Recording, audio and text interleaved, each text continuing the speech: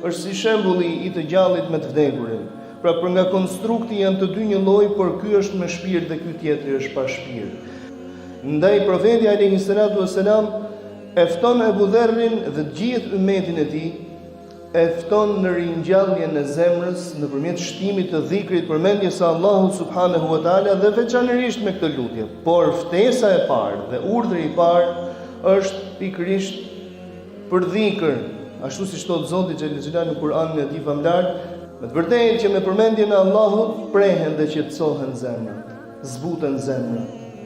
Profeti jon i dashur ka thënë, shembulli i atij i cili e përmend Allahun subhanahu wa taala dhe atij i cili nuk e përmend Zotin është si shembulli i të gjallit me të vdekurin.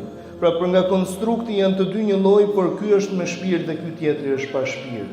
Shpirti i besimtarit është në përmendjen e Allahut, në njësimin e Allahut, në të mbështeturit Allahut subhanahu wa taala në gjithçka, në fjalë, në vepra, në nevojë, në të mira, në dedikimin e tij, falënderimet dhe mirënjohjet për të gjitha gjendjet në të cilat ne ndodhemi.